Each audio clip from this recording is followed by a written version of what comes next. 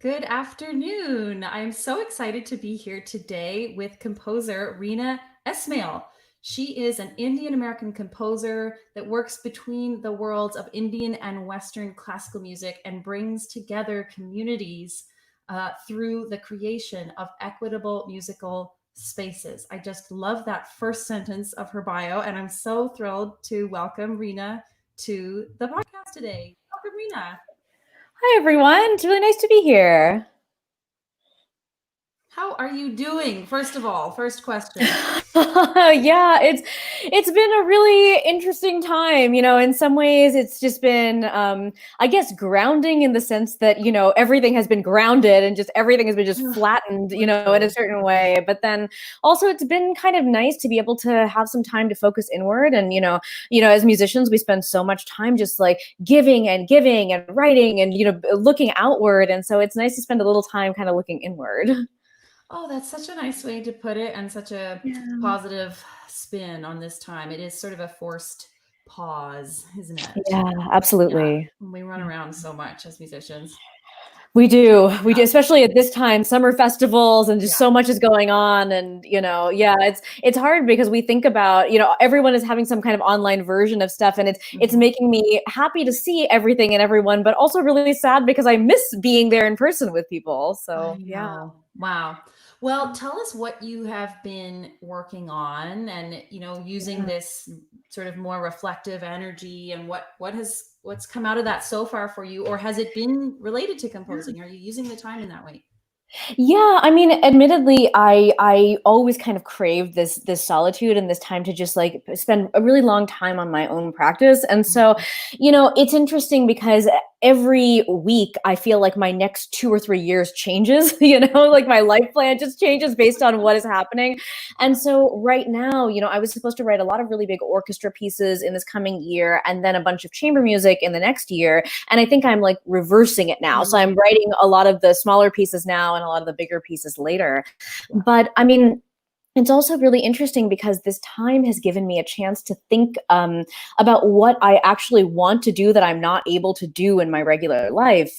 Because Mm, obviously, when you're writing music for big ensembles, there are contracts, there are deadlines, there is a rehearsal process, and you really have to, meet those deadlines. And so I did a thing in, I guess it's probably late March or April when one of my big commissions got moved, by a year. And I yeah. said, okay, I have some time, and so I actually just out of curiosity put this call on Facebook and said, "Hey, I'll write a free piece for someone. Does anyone want something?" And Oh, and wow. kind of, yeah, like kind of with the idea of, I want to write a piece where someone has just been dying to have this piece written for a long time, and it would be the kind of thing where it would just be sitting in your heart and you would never approach someone, but just in this circumstance it might be possible.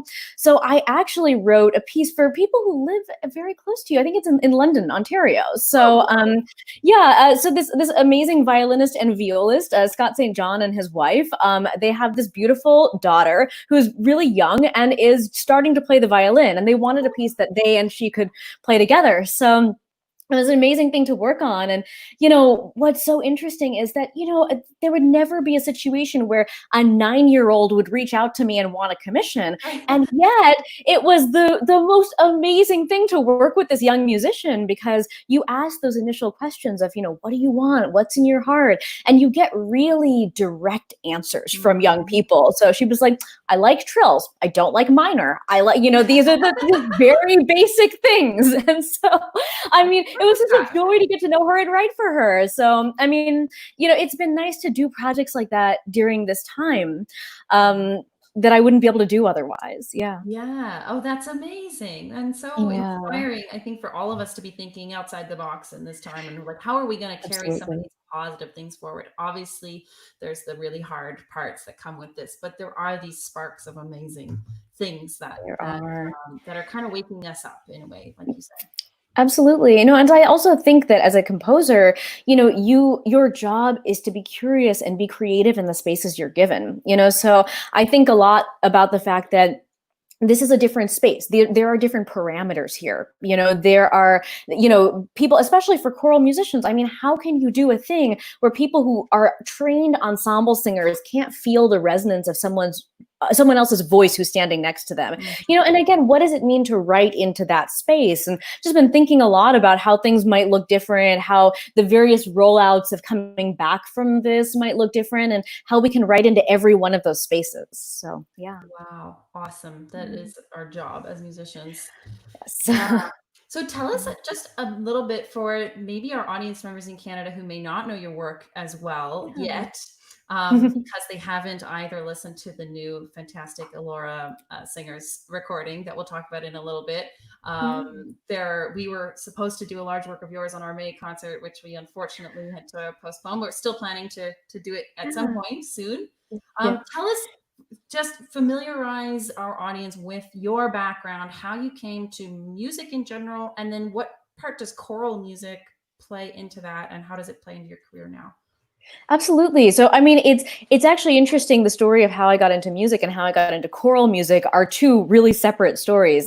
Because, I grew up, just loving music. I came from an Indian family, and actually, it's really funny because a lot of my family is in Toronto. So I have major, a lot of relatives on both sides in Toronto. And I mean, thank goodness for Canada, because when my relatives, my parents immigrated to the U.S. in the early 70s. And any of my family who wanted to immigrate after that, it was much more difficult to come to the US. And Canada has been really accepting for the past, number of decades of a lot of my families. So they're a lot closer than they would be otherwise, because they weren't able to come to the US. And so I'm really grateful for that. I'm really grateful that they're there, and they're all there in one place, so I can go and visit them. So Excellent. Come work with us while you're at it.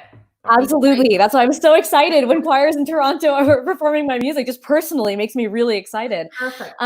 So I grew up in Los Angeles, where I live now. But coming from a family that was of Indian heritage. But it was really interesting because my mother is from a part of India that was colonized by Portugal. So when it became, people, they realized I was kind of musical, my mom thought, okay, let's put her in piano lessons, let's put her in violin lessons, because they grew up with Western classical music. So that's kind of how I landed up as a Western classical musician. And so I wanted to be a pianist for a really long time. And then, finally decided I liked being behind the scenes, and I liked writing the music instead of performing the music. It's so nerve-wracking to me to be on the stage and have to just get it right all in one go. And I like to have that back end of being able to make sure everything is just exactly right before I let it out into the world. But what's really interesting is that I really wasn't able to have an experience singing in a choir for a very long time. You can imagine I was a musician from the time I was probably 8 years old. And every time I would try to join a choir, like something would happen. Either I was too young, or I would leave the school, or I wasn't the right fit, or, and finally my senior year at Juilliard, so I was there as a composer. I thought to myself, I just really want to join a choir. It just feels like a really great experience. And so it's funny because another person in my class, in my composition class at Juilliard, was the composer Ola Yelo, who is now, a famous choral composer. And so we were just, kids at the time, and we were friends. And he was like, hey, I'm going to go audition for this choir. Do you want to just come with me? I was like, oh, sure, that sounds great. And of course, he's a consummate choral musician and always has been. And it was my first introduction. So we both sang these auditions, and he was great. And I was like, not great. And so they accepted both of us. And then basically Ola decided, I don't want to sing in this choir. And I went.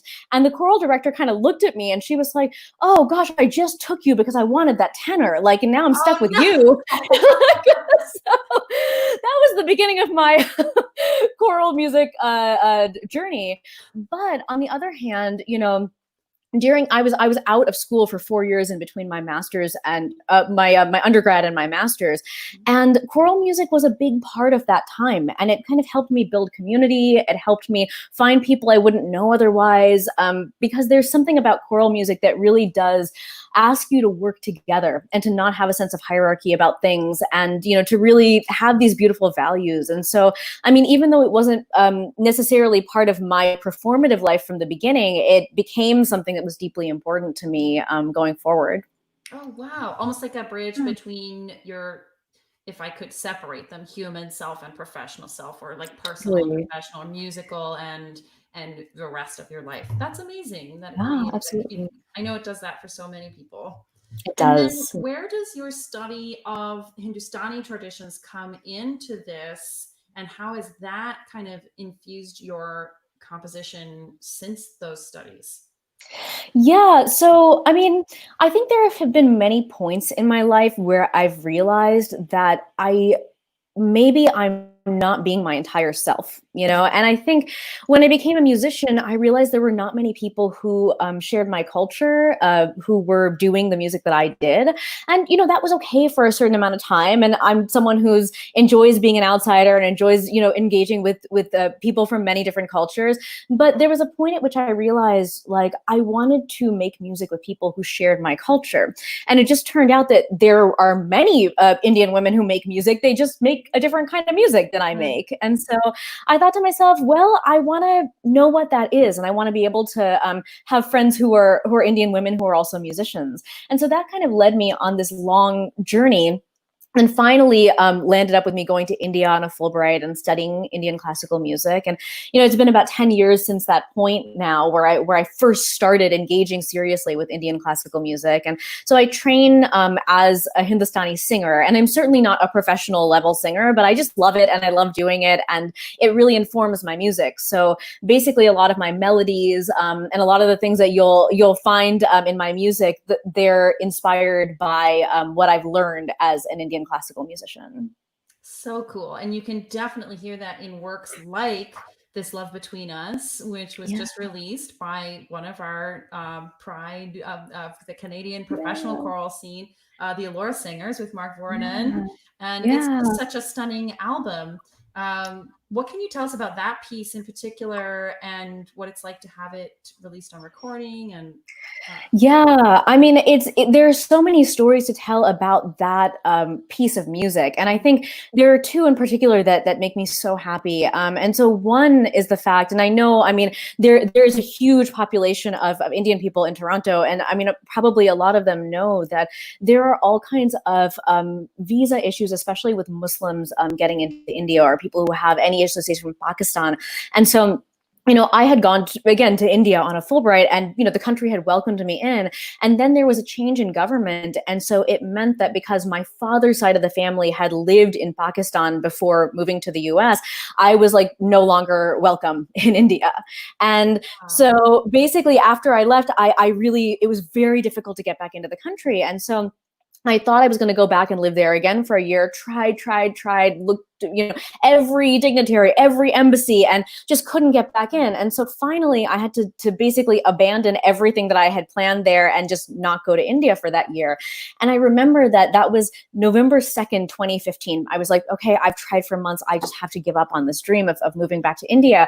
And on November 3rd, Martin Jean from the Institute of Sacred Music called me up and said, hey, we want to offer you this commission. And this commission was for the orchestra of Juilliard 415, Yale School of Cantorum, their choir, which I know you know very well, Mhm. and these two soloists from India. And so it's like a dream commission that you wouldn't think would exist outside of, you know, because I did my undergrad at Juilliard, my master's at Yale, and my Fulbright in India. And I thought, this is literally the perfect commission. And so it was actually because of that commission that I was even able to get back into the country again and actually go back to India. Wow. Yeah. So, I mean, of course, the piece itself is seven different languages, seven different Indian religious traditions, and it talks about kind of the place in the world, or the place in each tradition, where it talks about being good to one another, and you know, brotherhood, you know, being good neighbors, caring for one another, you know.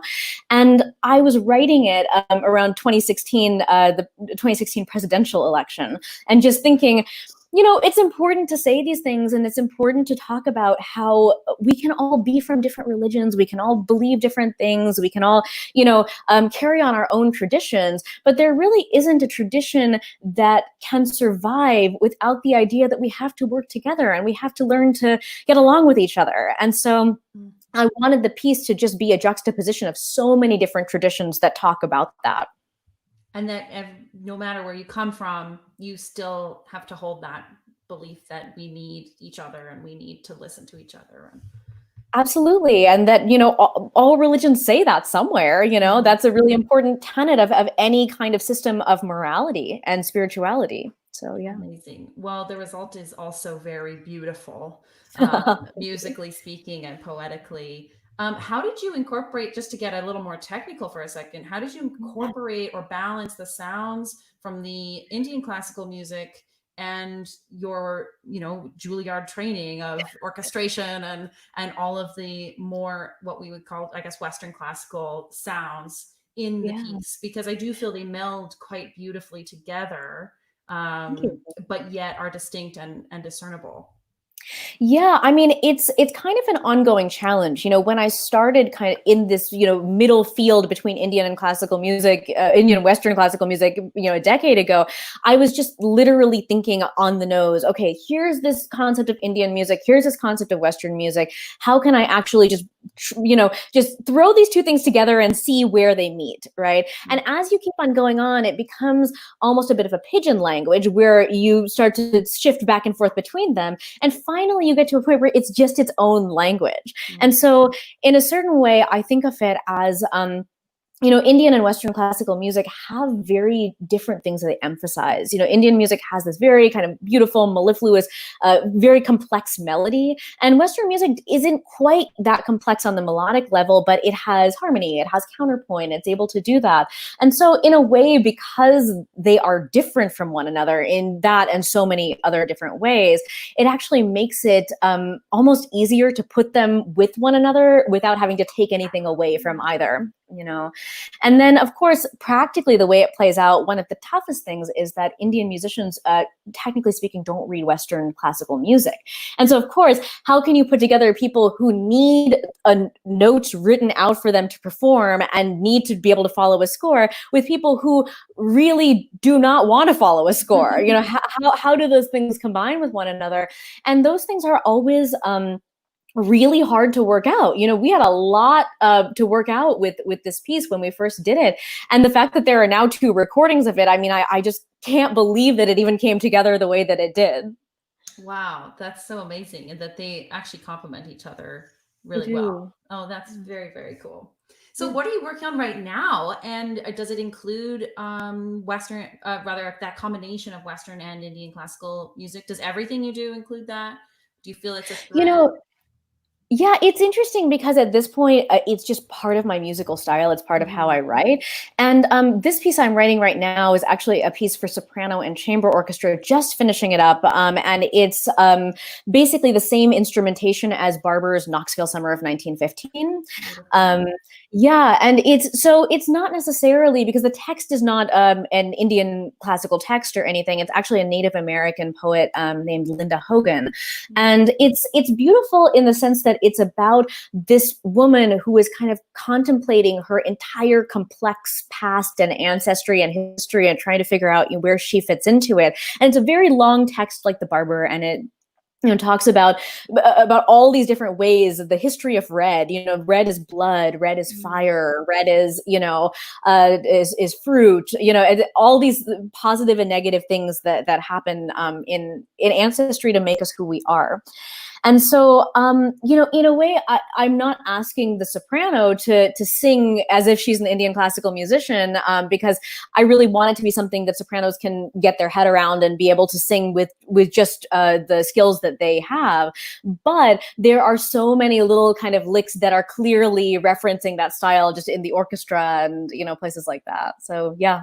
Oh, cool. I can't wait to hear it. Do you have any idea of when that will be premiered at this point? Is it? Yeah, it's so funny because it was supposed to be done starting in the fall, and it was a consortium of 4 orchestras. And so it was going to have 4 different premieres in Orlando, Houston, New York, and there's one more I'm forgetting. So yeah, it was going to be this whole thing.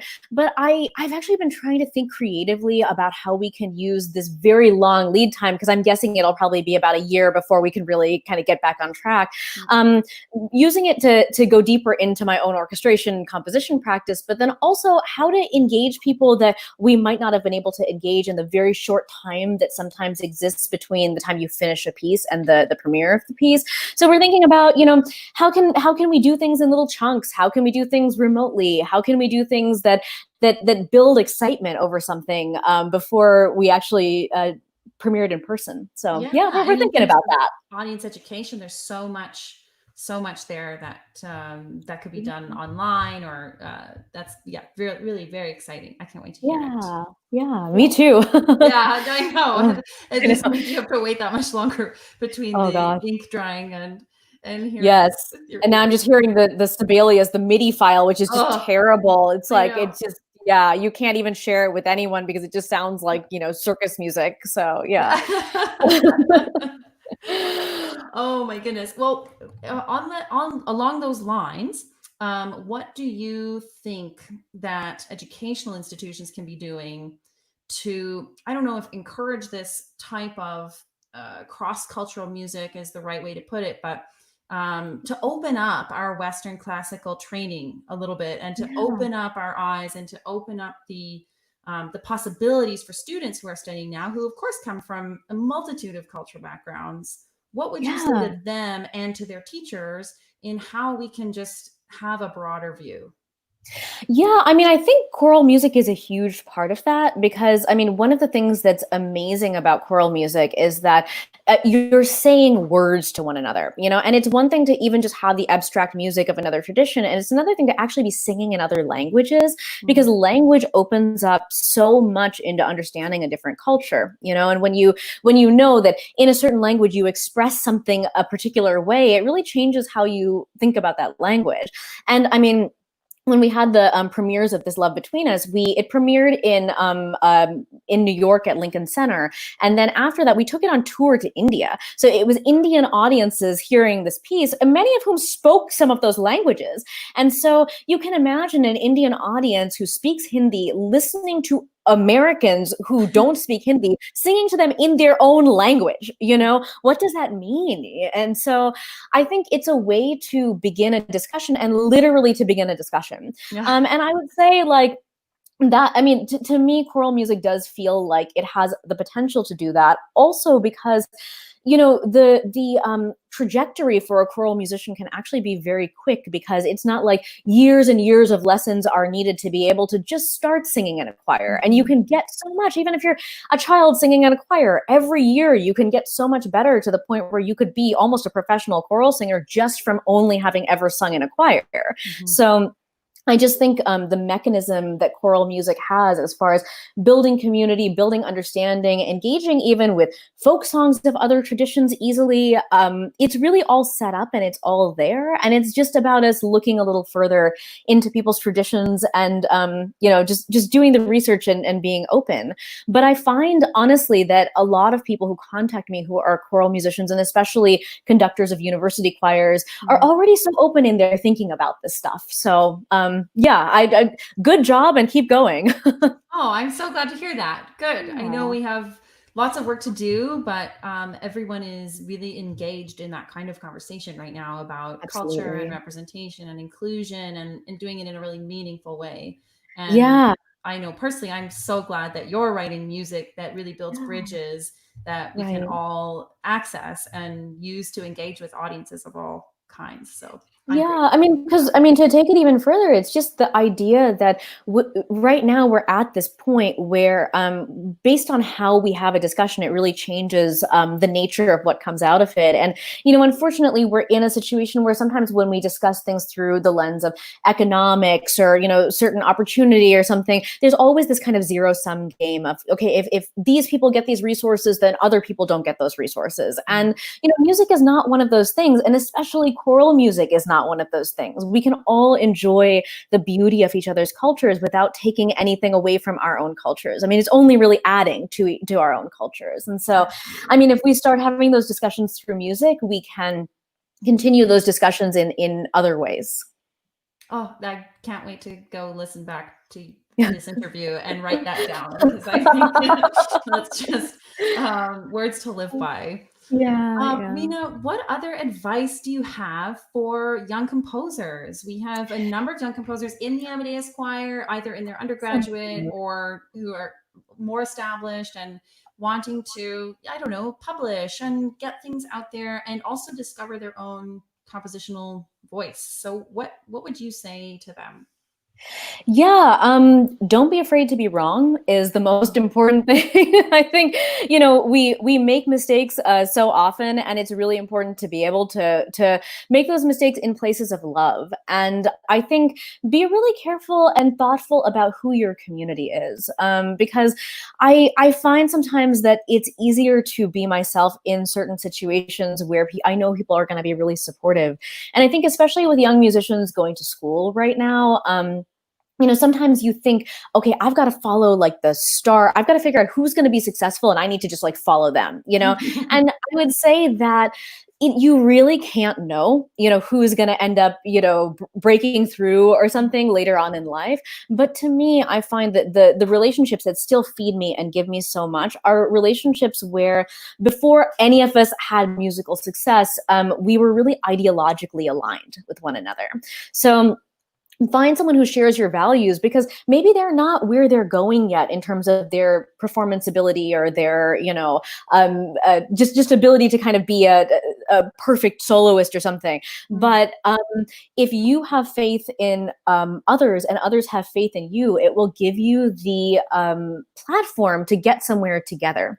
And so I've just noticed that the people I collaborate with and are still in my life now are people who are in my life, a lot of them since high school. And I think having those really long relationships then allows you to grow as a composer. Because I mean, for me, my voice is not a singular thing. It's true, you will probably hear a lot of my music and think, oh yeah, there are clearly threads that run through it. But I can't stress enough to you how much those threads have been established in relationship to performers, where a performer will like a certain thing about my music, and then I'll write into that space of their desire to see a certain thing on the page. So we all grow together, and especially for composers, the education system kind of tells us that there are these genius lone wolves out there who just sit in their house and just write music and it's just brilliant every time.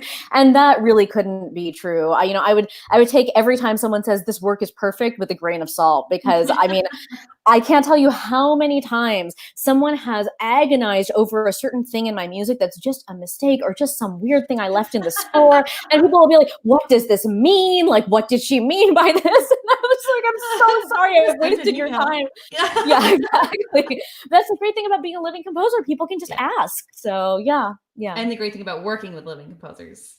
Yeah, Wow. absolutely. Absolutely. Yeah. So much to live by there. I love that, surrounding yourself with a community not only will help you, a community that is like-minded and supportive and trusting, not only will, give you opportunities in your career, but will also give you a space where you can create genuine art that is reflective of what you want to write. So that's Yeah. really And I worth. mean, yeah, and the other thing I was going to say also, I was thinking about it, is that, the question that young composers often ask me is, if I want to get involved in another musical culture, how do I avoid like appropriation, or, how do I do that authentically? And I mean, it's a really tough question to ask, and it's one that in a way I'm ill-equipped to answer, because I look like what I do, and so it's in a way, it's quite easy for me, because people don't question me as much as they should. I would love for people to question, what I do, but they're like, oh, she looks like she knows what she's doing. But I know there are people who want to engage with music from cultures that they're not from. So, how do you do that without, people just jumping down your throat? I think a lot of people are wondering that. And I would say, number one, just be very honest about where you are. If you've heard gamelan music once for the first time and it inspires you to write a piece, that is great. Like, write a piece. But it's different to write a piece and act like you're an expert on gamelan, and write a piece and say, hey, I just heard gamelan once and I thought it was really great. Yeah. So I think if you're just authentic and very upfront about where you are in your understanding of that culture, it's fine to be inspired by anything. That's really great and important. Oh, wow. Thank you, Reena. That's just wonderful. Well, it's Yeah. been such a pleasure to chat with you. I feel like we could enter into every single topic you've touched on and spend an hour. Yeah. But we do actually we have one question from a Awesome. viewer. And this is from Julie, who's a second soprano. Hi, Julie. And she says that she's excited to sing your work. And if, as an LA composer, do you ever write for film? You must get this question sometimes. Yeah, I mean, yeah, I do get asked that a lot. And it's interesting because I got into composing with people who did write for film because again, I was, growing up in LA. So I actually have orchestrated for film and stuff from the time I was very young, kind of helped some of my teachers do orchestration things. And admittedly, I love the medium of film. I think it's really amazing and really beautiful. But for some reason, our communities are so different. And I think like, I just don't know that many film composers. I don't know that many people who work in film. And I wish we were closer to one another. But the other thing is also our schedules somehow are like such opposite schedules in the sense that film musicians are working on a bunch of projects, something gets put on your plate immediately and you just kind of respond, and that's how it works. Whereas for classical composers, we get booked years out in advance. So I'm signing contracts now for 24-25 season. So it's really hard because, we can't, it's really locked in. So, I mean, ideally, yes, I've scored maybe 3 or 4 small films. I would love to continue to score films, but I'm hoping the right partners come along, and that would be really awesome. So, yeah. Right. And the right window of time. Yes, exactly. I once held up a film for a year and a half, and it was a tiny 8-minute film. So, I mean, seriously, things just have to be a little bit different schedule-wise. Yeah, no kidding. Do you have you worked very, very much with like digital music, with sort of sound banks and that kind of more electronic side of things in your practice? Yeah, I haven't, and it's not for lack of interest in it. It's just that I have, for whatever reason, acoustic instruments have been what have been put in front of me, and so that's what I've been using. So, I mean, I guess one thing that I do love is just using music as a way to communicate with people, and so I just love kind of setting up situations where people can interact with one another, and so I think I'm drawn more towards acoustic instruments just based on the fact that people play them, but yeah. But I mean, certainly I know so much great music where people are interacting with electronics and stuff too. So, I mean, certainly maybe next, if this quarantine goes on for long enough, I might start exploring that. We'll see. Yeah, no kidding. What instruments did you come across first in your upbringing? So I actually started playing guitar. That was my very first instrument. Yeah, and then discovered piano pretty quickly. And so as you can see, my piano is behind me here. Also a This violin, is do I see? Yes, yeah. So there's also a violin behind me. Oh, this thing is going the wrong way. There we go. And so, yeah, I started piano and I was very, very serious pianist all through high school. And this piano that's behind me is actually I bought it in 2002. So really, just a few years after I started composing seriously. So all my pieces have been written on that piano. Wow. Yeah, and the violin, a really interesting story. I played maybe just a tiny little bit in elementary and middle school, but I really took it up in serious after my undergrad. And I as a 24-year-old, just started playing the violin from scratch. And you can only imagine how humbling it is to be a professional musician with a degree from Juilliard starting to play the violin. So it was like I would be playing this violin in I was teaching at Manhattan School of Music at the time. And so I was studying with the violin teacher that my theory students were studying with. So it would be like this 8-year-old playing the Bruch concerto and then me playing like a scale. And so it really just grounds you. But I learned a lot, and I love playing the violin when I can. I certainly love writing for the violin. So yeah, and such a great skill to have when you're composing for an instrument, to at least have a tactile sensation of that instrument. Oh, totally. Yeah, it's really important. Yeah. Well, Reena, I can't thank you enough for all your insight today and your positivity. It's just so inspiring to hear you talk about the future and the way that you talk about it. So we're so grateful for your time. I know you're extremely busy and very in Has demand. been, yeah. Yeah. Just great to chat with you, and thank you so much.